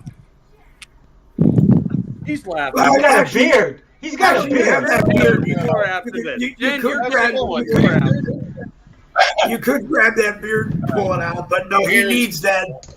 He needs that because that's what he whips me with when I lose control on the American Rebellion. Go ahead, Jerry. Here's the deal. First of all, they stole the last election from them. I don't know why anybody thinks they won't do it again, but people that are sitting out, there is no more sitting out. All right? It's time for people to start standing up. And I got news for everybody. If you want to change a country from like the United States or any country, we need to make a sacrifice. And we got too many people out there that are hiding their heads simply because they don't want to make the sacrifice, which may mean losing a job or or whatever it means. That maybe not having their entire family being enamored with them over their political beliefs and all the rest of the crap. You have to be able to make some sacrifices in your life to stand up and be counted and say what you mean and say how you feel and be honest about it. I've been doing it for 10 freaking years. I can't tell you how many people in this so-called freaking movement I have pissed off with my opinion. The point where, and you know what? The funny part is I'm still here and they ain't. Okay? And I'm putting my face to my words. And if you don't like them, you're more than welcome to come on and debate me about it. But you're probably not going to change my mind. This is a huge, unbelievable mess we are in. Every single aspect of our society, government, and everything else is corrupted. Lack of morals, lack of everything. And people they would rather just go out and oh, I'm having a good time, I got a job, I got this, and then they try to hide behind the fact that they're barely making it because the job they have doesn't barely pay the rent or the mortgage or feed their family. Okay, and why is that? Because the government has taken our dollar and made it into nothing. And we have allowed this for, I don't know, over a century. We've allowed this to happen over a century. It's not just us, it's all our forefathers for the last 100 years or so. And now it falls to us to try to save something that it will probably never go back to. But we have to have some kind of sanity in this country, some kind of sanity in government, some kind of sanity in society where you throw a rock, you hit a pregnant 13-year-old, illegal aliens murdering people and getting money from the government that they didn't earn, and so on. And that's just literally a tiny chip off a huge granite slab is illegal immigration. Every single part of our government is corrupted, and our society ain't doing much better. Oh, it's been 152 years in the making. Yeah, and you know what? In the end, it's our job to stop it, not sit there hiding your head in the sand. Hiding your head in the sand does nothing but get you blown up. Get you to lose that job that you were so loyal to. Okay? In the long run, they will replace you like a number for nothing. For nothing. You are nothing to them.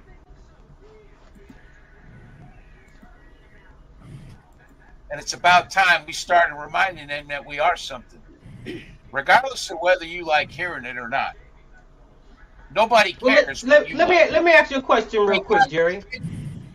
Jerry, let me ask shit to do with your feelings. This got to do with the future of this country and Jerry. The rights. I'm not done. And the rights we are guaranteed by the most perfect goddamn piece of paper ever written. That they are them away from us and are trying desperately to get the last few. It's time for us to stand up. I don't want a war.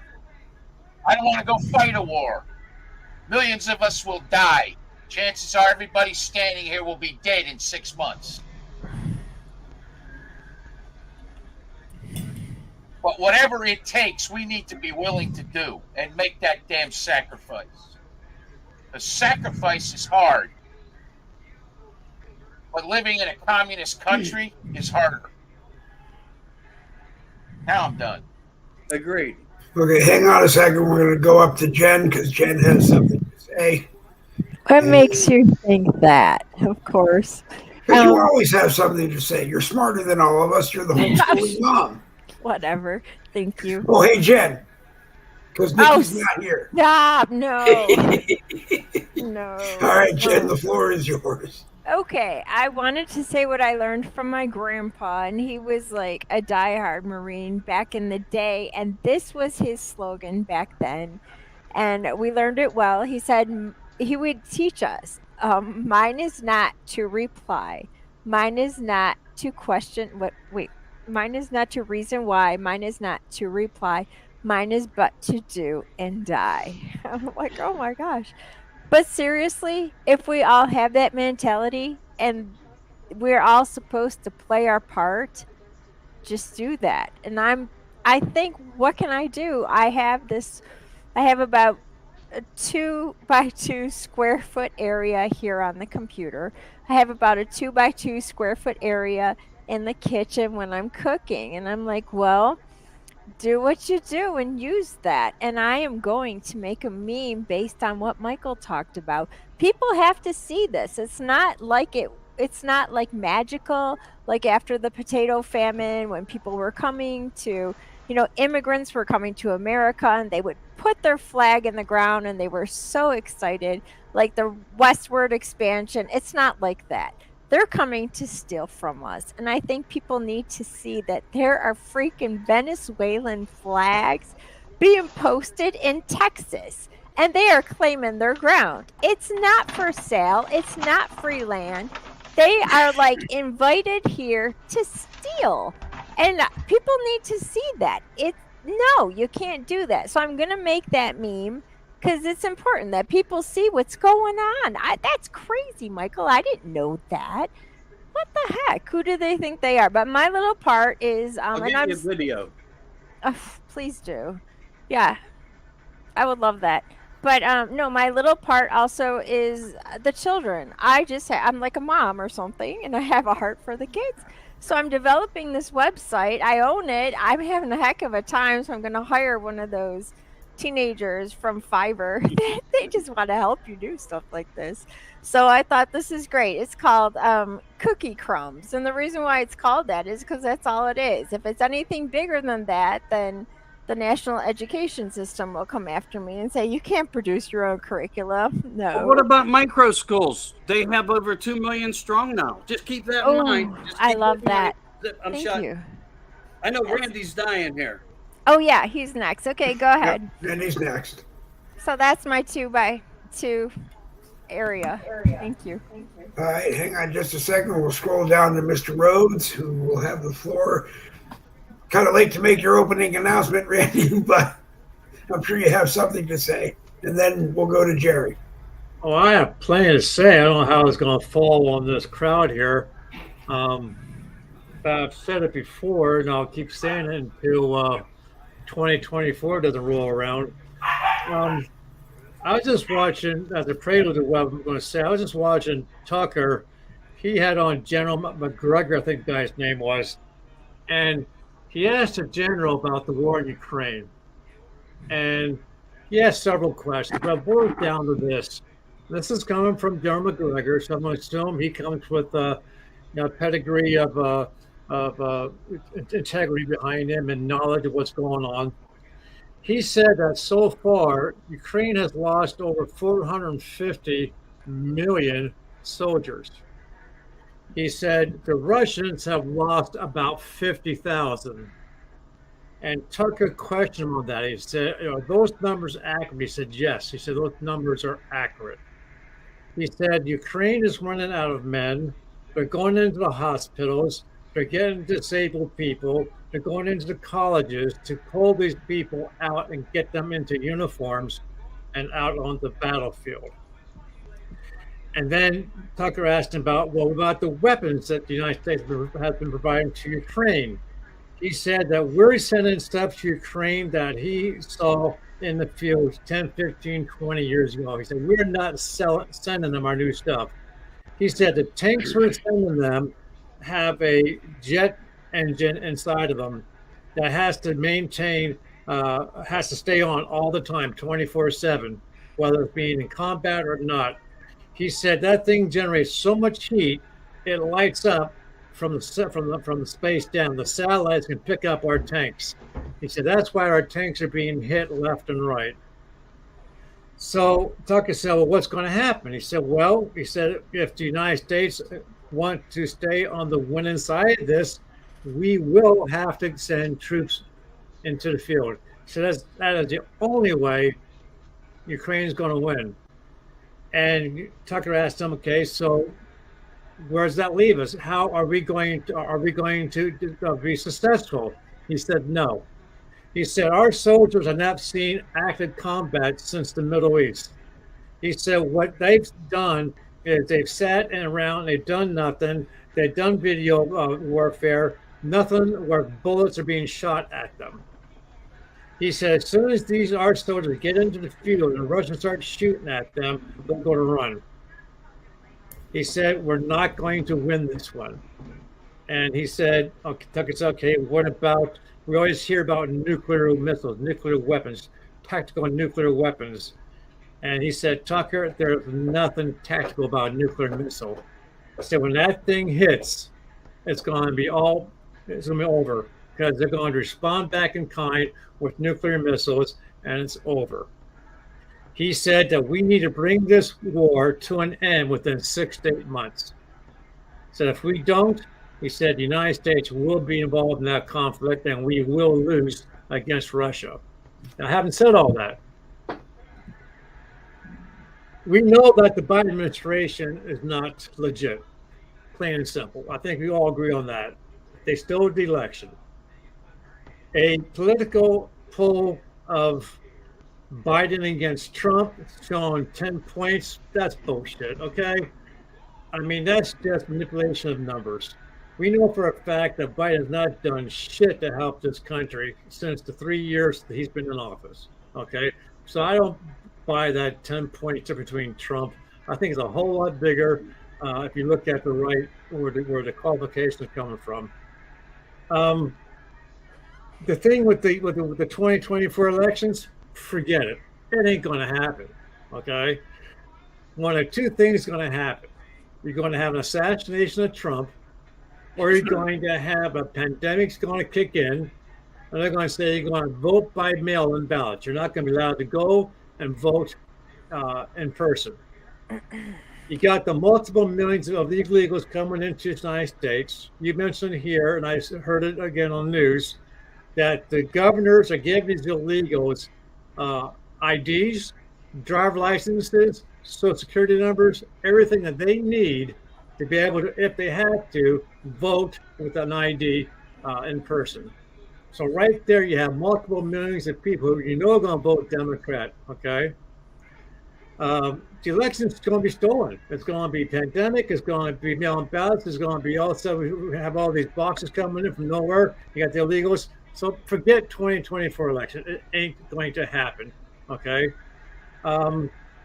As far as how are the Americans going to respond to all what I've just said? You know, I've been very active recently with the SCB, the SIA, the CSSA2, along with my genealogy and so forth. And I've been seeing a lot of communication where those in the South believe that something's going to happen within 6 to 8 months. They're going to be involved with it. It's going to be something that we're not going to want. It's going to be one of two things. The political side of the South want to secede the states from the Union. They're after the governors. They've been going to the governors to try and convince them that if nothing else, that is one way out of this mess. The other way is, unfortunately, a civil war between the South and those who support the Biden administration. Yes, there's going to be bullets flying. Yes, there's going to be, the military, if they support Biden, is going to use, the weapons they have, or the weapons that we have. We did it once before as far as the Revolutionary War. We kicked ass, we won. Is it possible to be done again? Who knows? All I can tell you is that this country is screwed. We as a people are screwed. And until we stand up against the Biden administration, the cartel, the CIA, the FBI, the judicial system, the conversation is a new point. We're not going to get anything. Wash, rinse, I'm done. repeat. So how many up there are you? My mic wasn't on, but give me a chance. All So, right, Randy. All right, go ahead, Randy. I'm not privileged to the numbers. I can tell you that we're in 13 plus states. I can tell you that they have bunkers. They have a massive amount of, in the millions of bullets, weapons of various calibers. All right, don't say no more.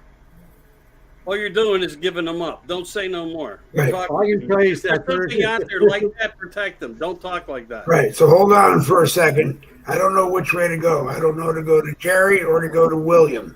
Either one of you have a turn. Well, I have to get going, so I just. All right, Stephen has to go, so we'll go back to Stephen. Bye.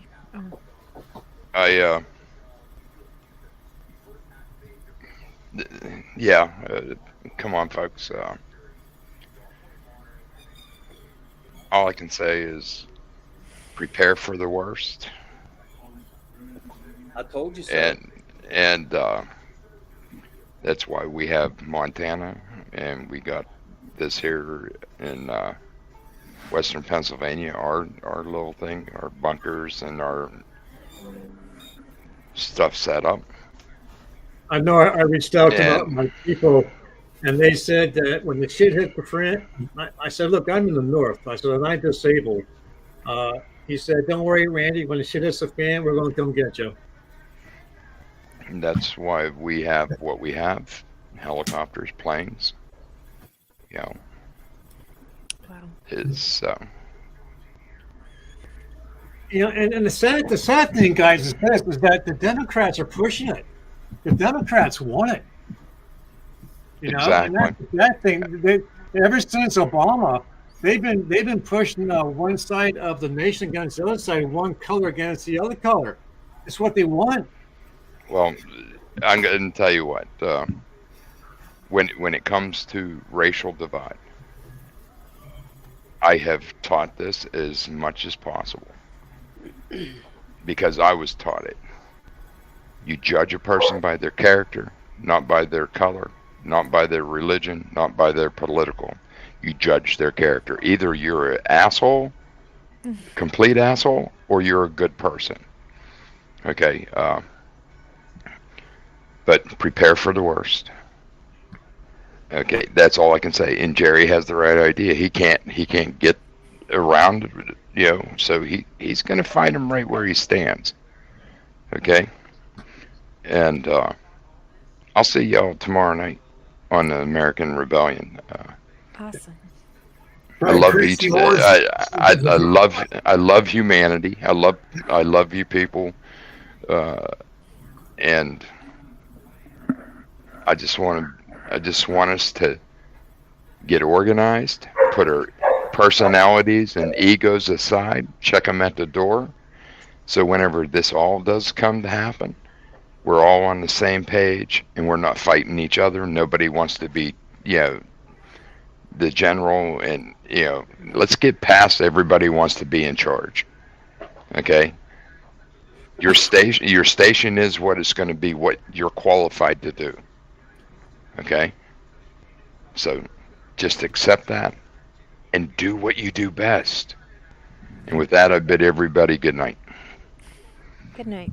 Right? All right, Stephen, thank you for coming. I very much appreciate it. And you're welcome. He's welcome anytime. Now, Jerry, your hand was up. You want the floor?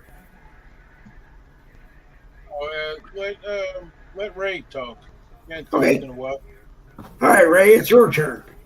Okay, I don't even know where to start. Well, That's the you know, I'm glad I'm of the mindset I am. We all, you know, that's what makes America great. For us to be able to have our own ideas and opinions on how to solve a problem. That's what it's all about. And how we get back to that in leadership, you know, these evil people, they must go.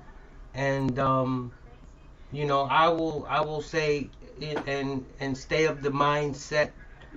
I can't, you know, I've been fortunate enough to be able to see communities transform of a mindset. Maybe not of a mindset that they're ready to jump out there like me. They tell me, Ray, I ain't built for that, man. I ain't out there. But I see what you're talking about. See, only thing I was looking for was a shift in the mindset.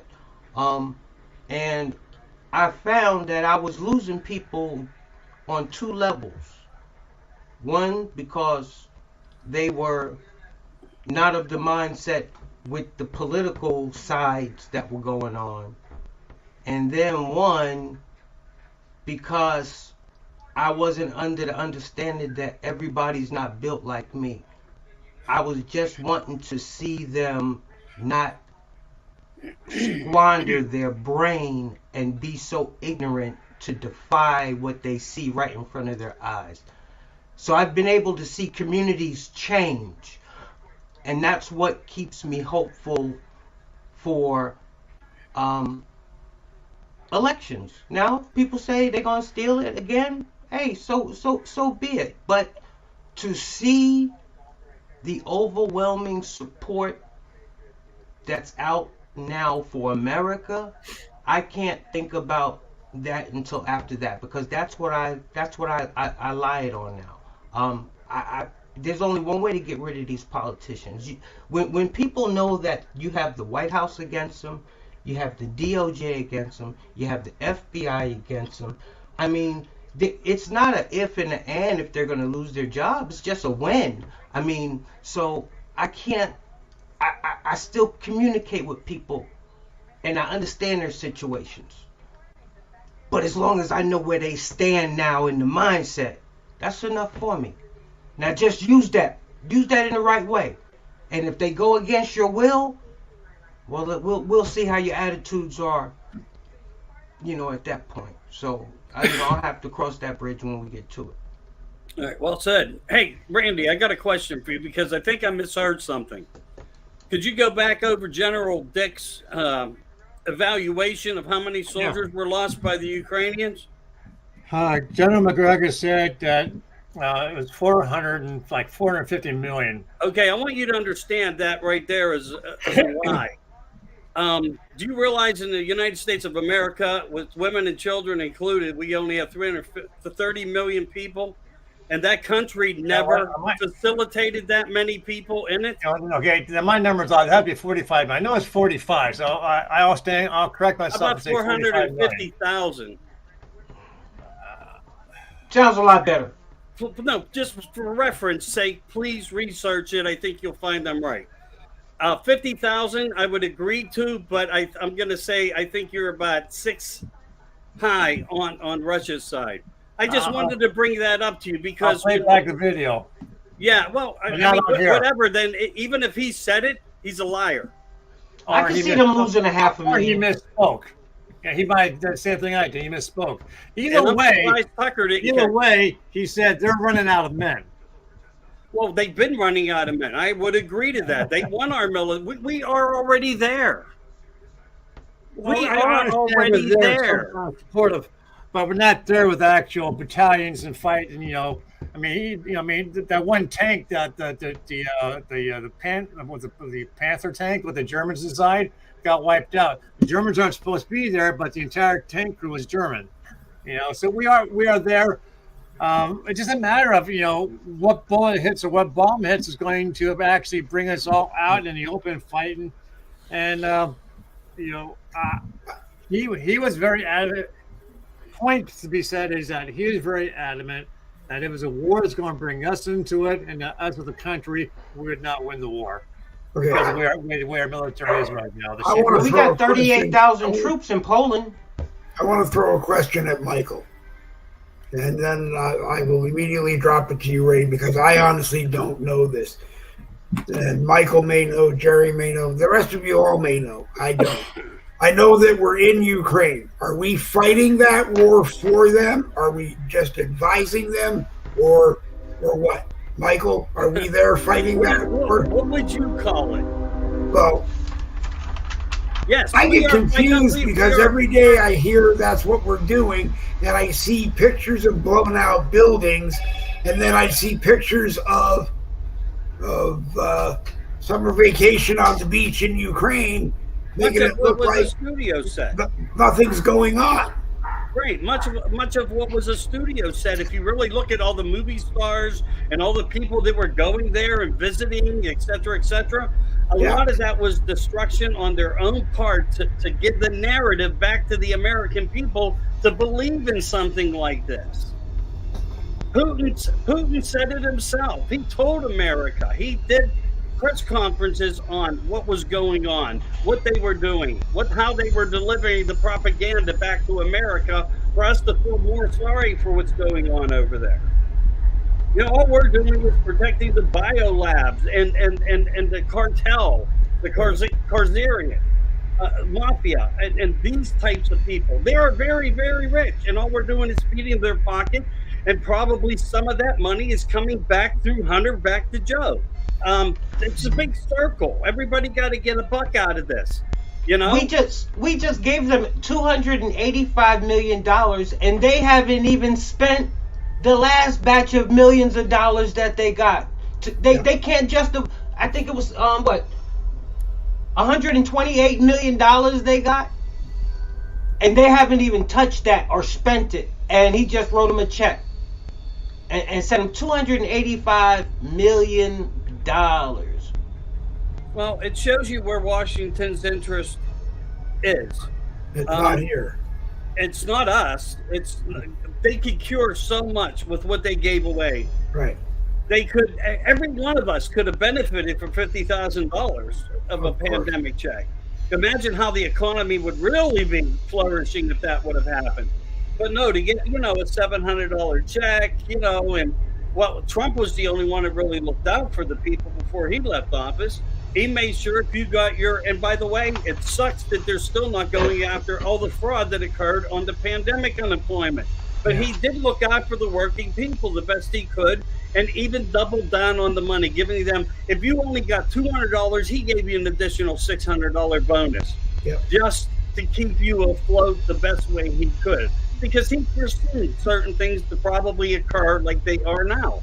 And people are now finally focused in that point where they spend all their money and they're having hard times. And what's going to happen now is the same things that were brought up earlier in the show and the things I said. They're going to build a Democratic Party coming across that border. And I told people beware of that. When it happened 3 years ago, it's a build the vote platform, and that's exactly my words I utilized probably with some of you guys on the show, and it's come to fruition.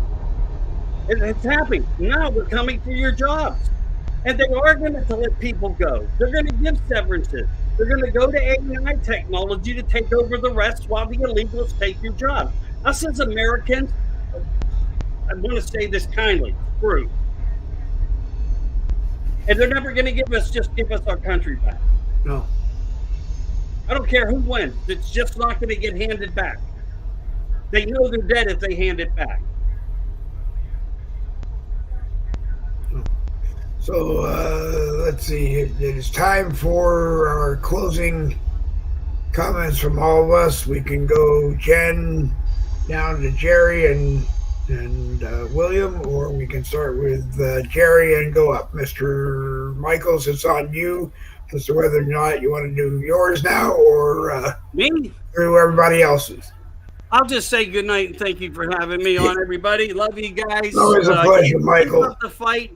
When I can't, I'll keep it up when you can't.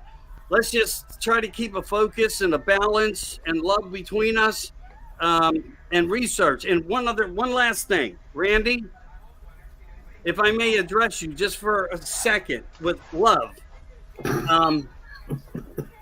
protect your people that surround you who claim that they will protect you. Otherwise, they won't be there tomorrow to do it. That's all I'm saying. Yeah. Have a All right, great night, guys. Michael. You're welcome back on Thursday if you're in the neighborhood. I actually have a show at 7 o'clock. Maybe I'll come in after. I have a young lady coming on a Dark Radio Network project, and I'm doing something with a young lady named Lauren. Don't even remember off the top of my head what it all is, but like you guys helped me get somewhere, I'm trying to help her, and it works both ways, and I made that promise. So maybe after. But again, Jerry, I don't avoid you. I promise I don't. It seems I'm always traveling Monday, Wednesday, and Friday. Yeah, I will be on. I promise. Good. I'm glad. All right, guys. Take care.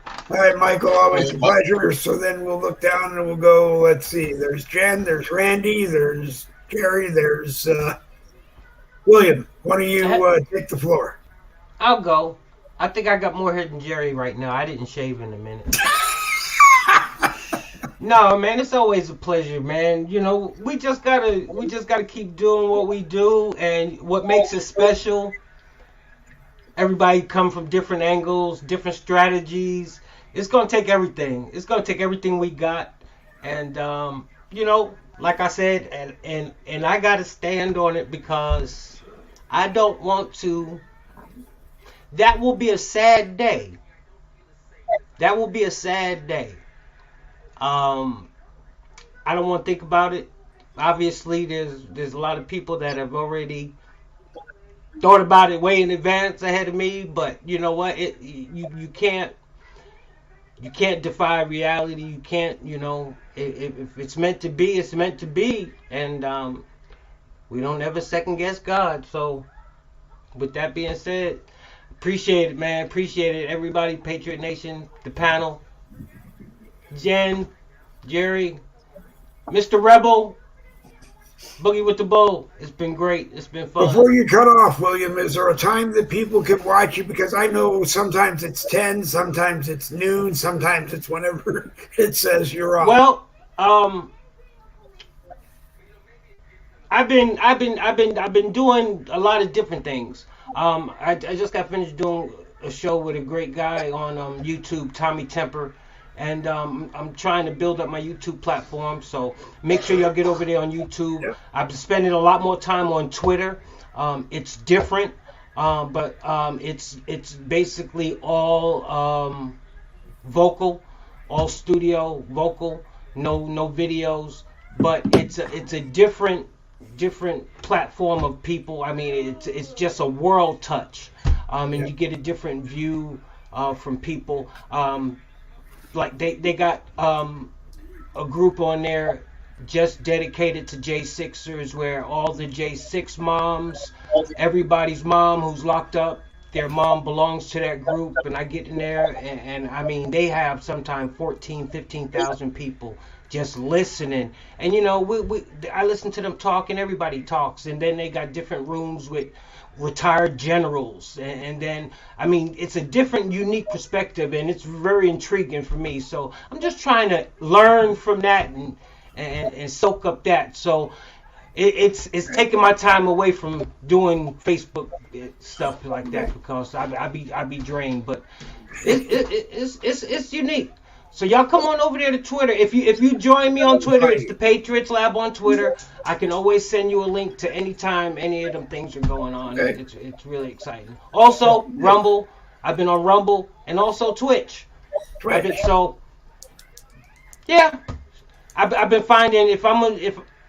finding that I've been neglecting my other platforms. I just, I got like 6-7 platforms, and I just been dedicating most of my time to certain ones. So I'm trying to just do that. But I appreciate being able to jump in here tonight, man. You're welcome anytime. Thursday at 7 o'clock if you're around. All right. Y'all have a blessed one. Thank you. All right. Let's see. All right. So let's see. It's down to Jerry, Jen, and Randy. Randy came on last, and Jen came on first. So I don't know. Why don't you take the floor and do a closing? Okay, I just wanted to say use your voice, use your influence. You have 2 square feet, and that's your area. Stand your ground. And I know you have a voice and I know you have an influence because they keep trying to shut it up. So go with that and be empowered. See you All guys right, later. Jen. Always a pleasure. Thursday night, 7 o'clock if you're around. If not, we understand. I Tomorrow like night, to talk. American Yeah. Rebellion. We all do. Yeah. Okay. Bye. All right, Jen. Let's see. Yeah. Parachutes there. Let's see. That leaves Randy and Jerry. One of you, both of you. I'll just say that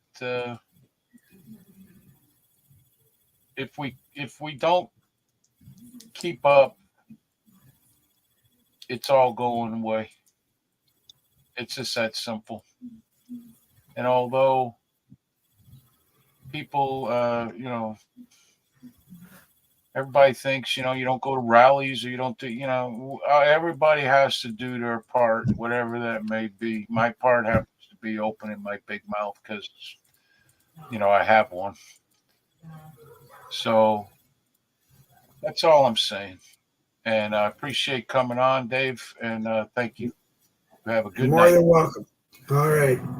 Jerry Michaels, the American Rebellion downstairs, Monday, Wednesday, and Friday, and Saturday. Monday, Wednesday, Friday, Saturday, 7 p.m. to 9 p.m. Eastern. So make sure you're down there. I'll get his Rumble link. I always keep saying he's somewhere on Rumble. I will get his Rumble link. Or if you watch tomorrow, I will make sure he posts it. I think it's actually posted. Downstairs on the American Rebellion blogger page here on Facebook, 7 p.m. tomorrow night. Make sure you watch it. Randy Rhodes, there's always things to talk with you about, what's going on in the South, genealogy in the South. I've known this guy on Facebook for probably 3 years, maybe 4 years.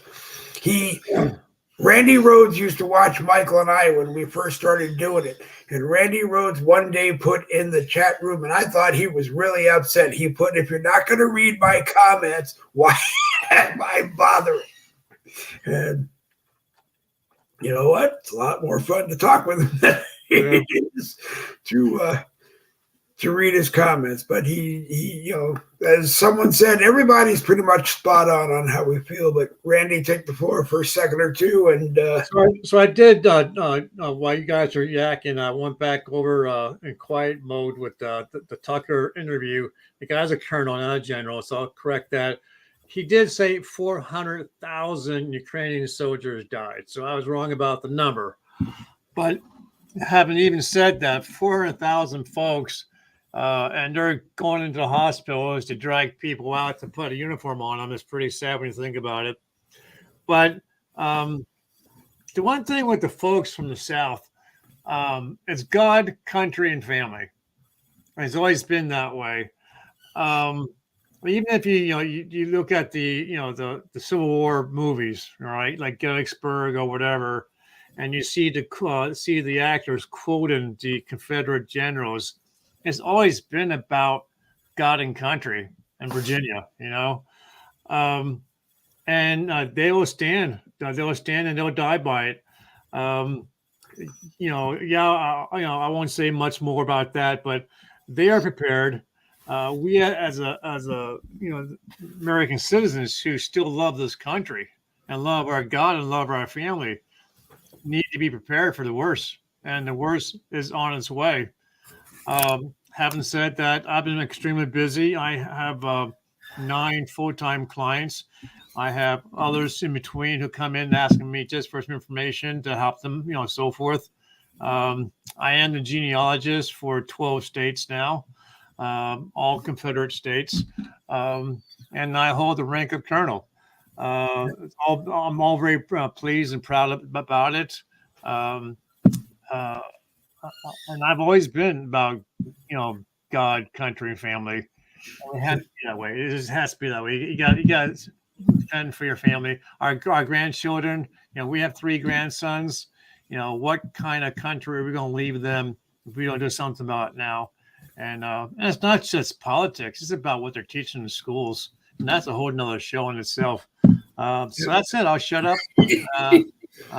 I'm glad I was able to find 15 minutes. Hey, before he said he'd shut up. 15 minutes will get you 5 generations. It's free. And as I've said before, if you've got royalty or something special in your family, come on a broadcast and we'll talk about you and your family with Randy as well. It's $250 per month, which I believe is the lowest you will find in any of the 13 states that Randy does it in, as well as the 37 other states that he does in fact advertise that he is available for. And other than that, it's been a pleasure. The parachute's ready.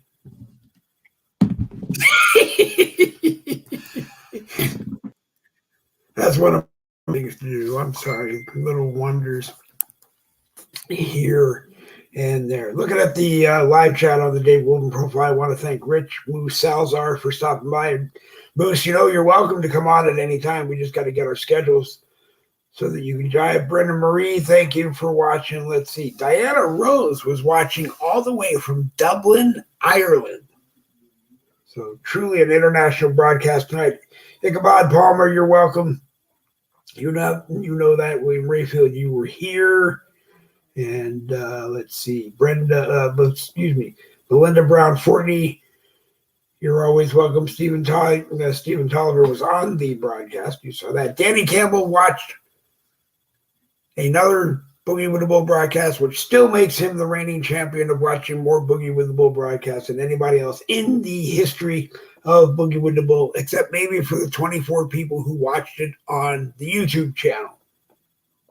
And let's see, Mike Grant was here. And Brandon Eason has a new page. I believe it is called Elite.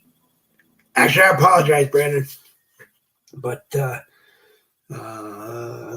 we'll get Brandon on Thursday night and he can talk all about it. He was going to come on tonight and his meeting ran late, so we all apologize for that. Mike Grant, everybody knows, is a certified weapons dealer and instructor in Dublin, California. He can sell you a weapon and teach you how to use it if you are in California and can get to him in Dublin, or he can get to you. If you are not, he can sell you a weapon, but it has to be delivered to a certified weapons dealer in your state, and then you have to go in and pick it up from there because that's the law. That's just the way it is. Mike's a good guy. Has some videos. It's Guns Unlimited something training on YouTube, but if you put in Guns Unlimited, I'm sure you'll find it. The profile picture looks like him sitting behind the wheel of one of the old Ford Galaxy 500s that Efren Zimbalist Jr. drove on the FBI TV show. So that will get you to the right one. Going to wrap things up fairly quickly because it's time to go to bed. And we will be back on Thursday at 7 p.m. Eastern. And like I said, tomorrow downstairs, 7 p.m., The American Rebellion with Jerry Michaels and the whole gang, most of which were here. Thanks, Jen Woodruff, for being here, Jerry Michaels, Michael Anthony, William Rayfield, Randy Rhodes. I think that's it. So anyway, I'm going to slide up here and say, Double B's for victory. This Boogie with the Bull broadcast is coming to an end. One more time, you are watching Boogie with the Bull Tuesday Night Live, a copyrighted presentation of the No Budget Broadcasting Company. We own everything affiliated with it. And if we ever use somebody else's copyright again, Facebook will probably kick me off once and for all. And if we do, I hope they do kick us off once and for all. Anyway, thank you for the privilege of letting me abuse your time. And we're going to pull the plug on it right now. Whoops. Nope.